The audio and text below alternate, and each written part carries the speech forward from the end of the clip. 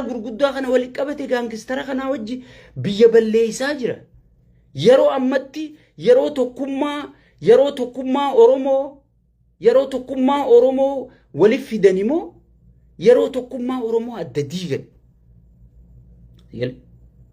Mee yeroo tokkummaa Oromoo waliif fidanimoo yeroo tokkummaa Oromoo adda diigan mee naayi. Yoo dhugumaan Oromoo dhugaasan nama Oromoof yaadu taate. Arra Oromiyaan Booranaan irraa fottoyte, Gujiin irraa fottoyte, Wallaggaan irraa fottoyte, daangaaleen Oromiyaa hundi Harargeen fottoyte, wali sunturtee hangana deebisuu deemaa jechuudha Oromiyaa. Soomaleen gartee kaayyoo Hawaashii fi hanga Hawaashii jettu san boonteen mirkaneeffachaa jirti sigalee. Adareen ummata keenya kam godhaa jirti manarra diidee boochiftee sigalee. Mee namni sabni isaa akkana jiru akkamitti gartee bineensa kana faarsamee naayim sigalee. Amma kaabiitu nama keenya tuqee tujjaara keenya tuqee adeero nama kee jaba nin beeyne malee barsila ajjala dhooyfattaa bara. Yoo inni si gargaarillee ijji hamtuu kanarraa hin garre jettee dhooyfattaa bara. Humaati hin beeyne malee. Amba dhooyfadhuun siin jechuu jira. Hacaaluu hundee isaa bara ol daddarbanii hacee jaaniiti akka gartee diinni itti fayyadamu godhanii jechuudha.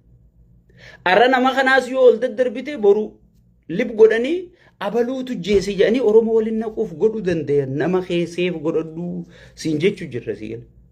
Nyaadhu warra gowwaa alaa dhagahanii jetti Oromoo. Ala yaa Rabbi kamtaa.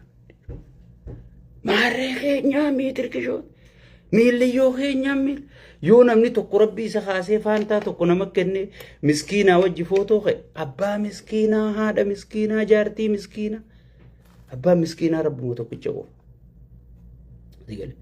Abbaa miskiinaa Rabbuma tokkicha qofa. Garuu nama jabaa keelaa nama wantiidhaa diinni harayyuu jira si keessa jira si ala jira. Jabaa kee maal goota yoo si gargaare ni dhooyfatta. Sigalee ambiti nu dhooyfachaa jirti ni dhooyfatta. Sigalee yoo dhooyfachuun beeyne dhageettii hoggiinni harkate lip godhaniiti itti fayyadaman. Kanuma inni deeggaruutu abaluutu jeesee jechuudhaaf abalurra nama kaasuudhaaf lip godhaa jechuudha. Gaafa isaati teeyseeti hayni hacee haa bahu hamaarreen haa bahu miitirkishoon haa bahu miiliyyoon haa bahu jetta guyyaa dheeraa. Namni si dhagahu hin jiru jechuudha. Amma Hacaaluu haqasaa amata meeqa gaafachuu jira? Namni nu dhagahee jira. Itti fayyadameemi hayyoota hidhaanii deeme filmaata moo'eemi gattaa'eemi qopheeffate. Ammaasiis hoggi ati wal diidee maal gootu nama ati jaalattu laaleeti bar jaawar faa dhooysisee siin jaa ati ganaasii way jaawar dhiiga Oromoo dhuydee jetta asirra baatee sii gal. Yaa obbole mee dammaqaa siyaasaa garii asirratti haasa'uun hin taatu. Akkatti mana dhufnee isinitti himnu nama rakkisaa beektaa tanaaf asirratti dubbanna. Nama kee hawaasi gargaaruus jabeeffadhu ajjalatti akka namni sirraan garretti. Ati gargaar lakkii inni nan gargaarre dhooyfadhu haa urmii sii dheeratu qabeenyi isaa haa wal sii dhalu. Hayyuu keetiis jabeeffadhu ajjalatti. Amma ijoollee meeqa ijoollee Harargee taa waa dubbachuu turte paartii keessatti eessi jirti irra ijoolleen sun. Takkaan laalanii viidiyoo isaa sheeyxaantichatti erga takkaan ijoollee dalagarraa yaasanii fixanii beera qofa ol dhiisanii jechuudha.